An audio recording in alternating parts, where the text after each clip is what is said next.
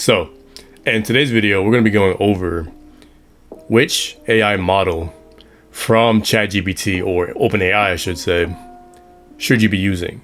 Now, one second. When it comes to ChatGPT and OpenAI using their models for the back end of all of your automations and your workflows in n8n, make.com, whatever, there's a bunch of different options. Now you can go with, there's several for everything, honestly. But as far as ChatGPT goes, and again, using APIs and knowing what model best fits your needs is a very important aspect to getting the right results, within a fashionably manner and without draining your pockets. So without stalling for too long, the first model we're going to be looking at today is the O4 Mini. So getting straight into it, when it comes to ChatGPT, this is the main model that I personally use. Now the reason for that is, opposed to something like the ChatGPT 4.0, this right here is designed to be a faster, lighter version. And what I mean by that is it has a faster time to not only generate a response, but at the same time, it can give you a more in-depth answer.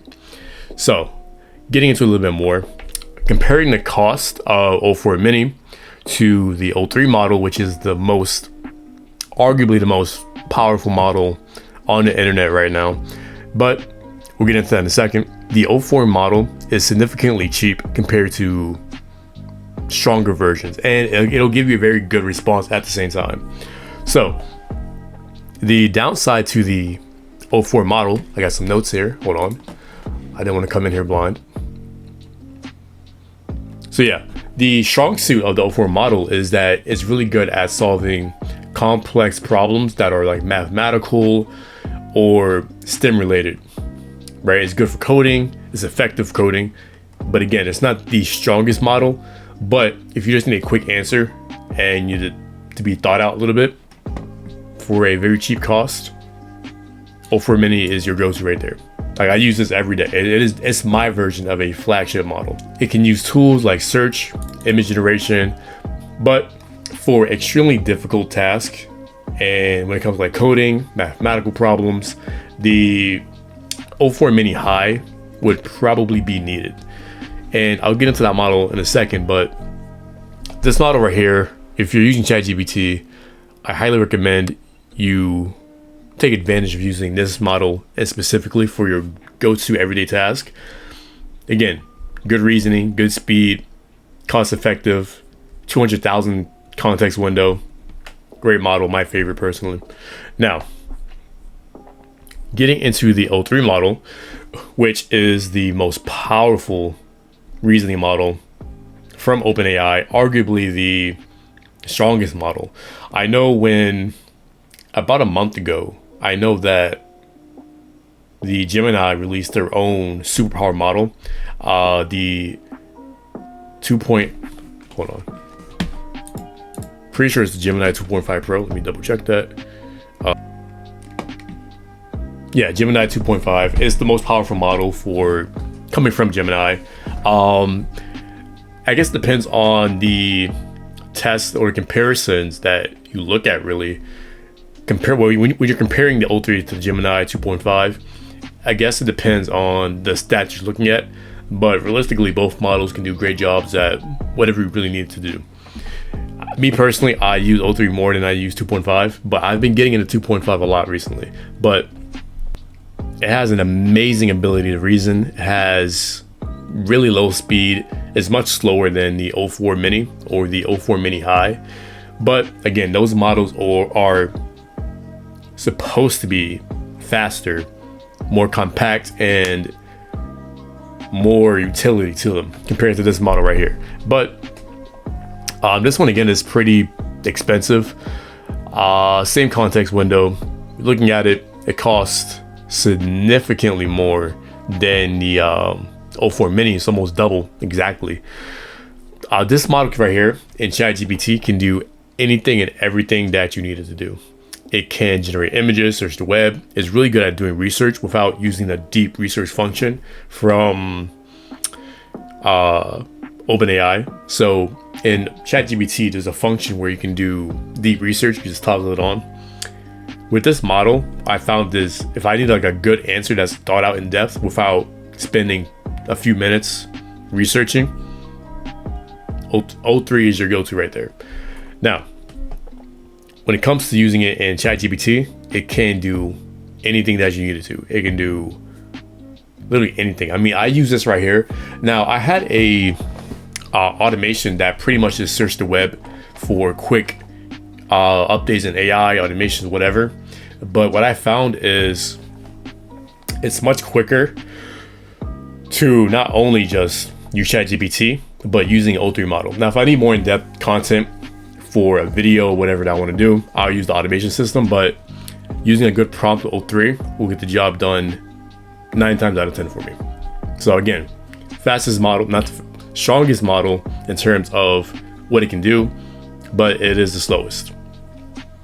Now, 04, I'm not gonna get into 01s because they're about to get just thrown out. So we're not gonna focus too much on those.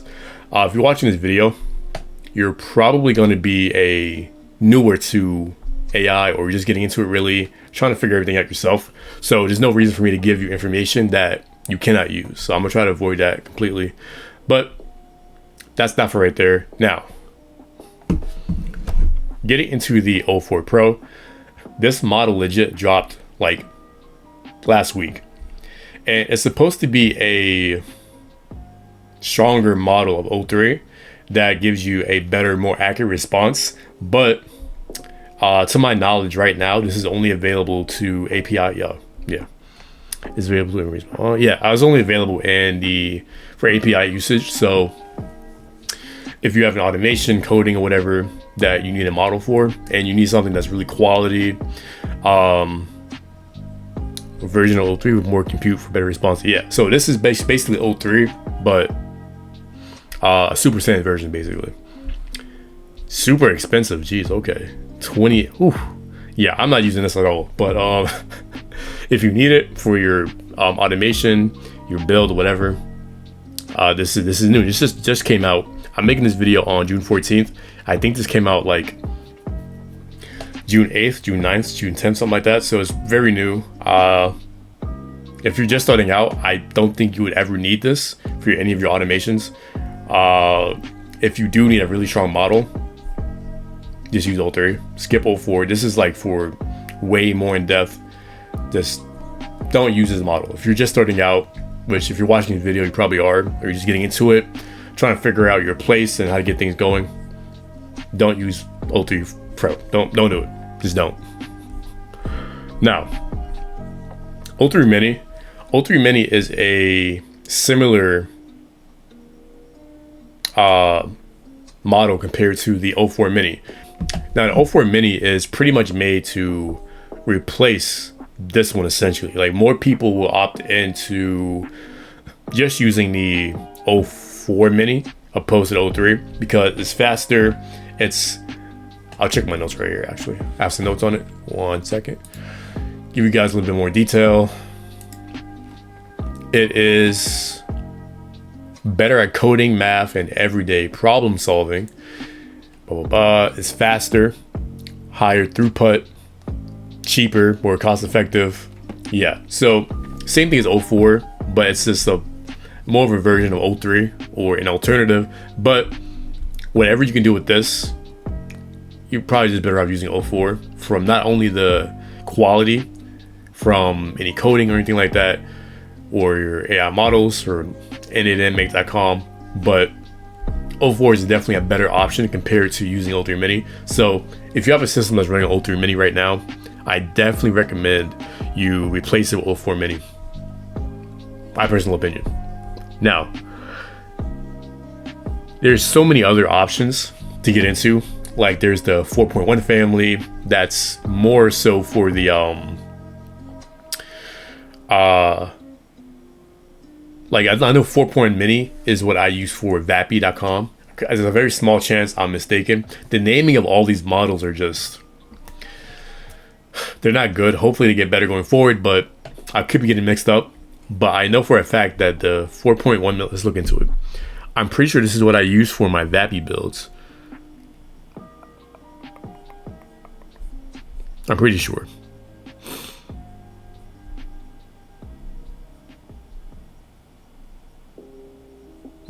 I'm pretty sure this is it right here. Again, the names are really bad, so I get confused by some of them sometimes.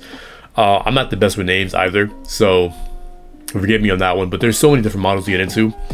But again, this video is really for anyone getting into AI, trying to figure out which model they should be using.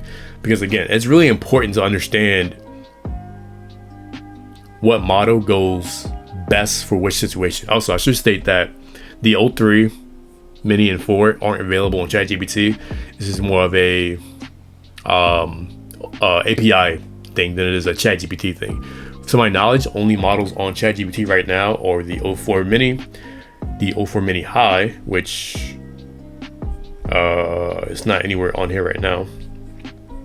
But the O4 Mini is pretty much a Mini High. The O4 Mini High is a more accurate, more in-depth version of the O4 Mini. It's better at coding, better at mathematical problem solving, and it has a more of a visual capability than the regular O4 Mini. So for example, if I was actually dealing with code, now again, I use O4 Mini in ChatGPT every single day. I just used it before this video.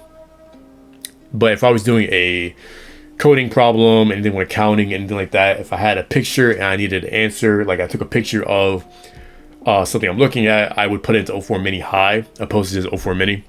Again, small changes like that make a big difference when it comes to these models. You could get away with using O4 Mini for that same use case, but understanding that, okay, I might get a slightly better response if I use O4 Mini High compared to O4 Mini. You want to get in the habit of getting the most out of everything you do from a technological standpoint.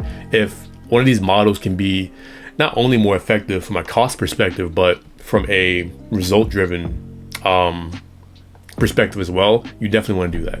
Now, the flagship model for OpenAI is going to be the GPT 4.1. This right here is pretty much the where's my voice?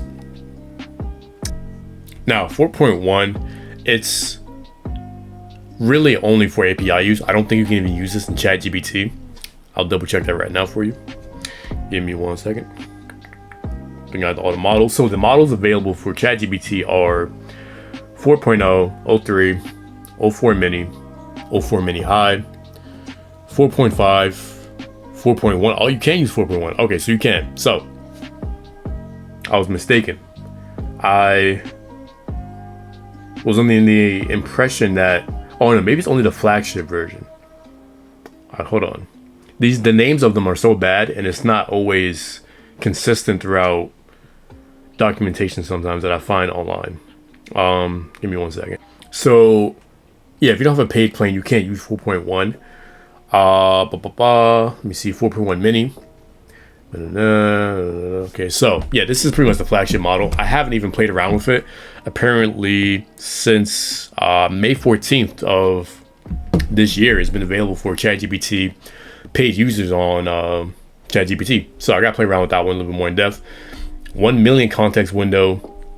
So this is pretty much the model that, yeah, it's a little bit, it's more expensive than 04 Mini.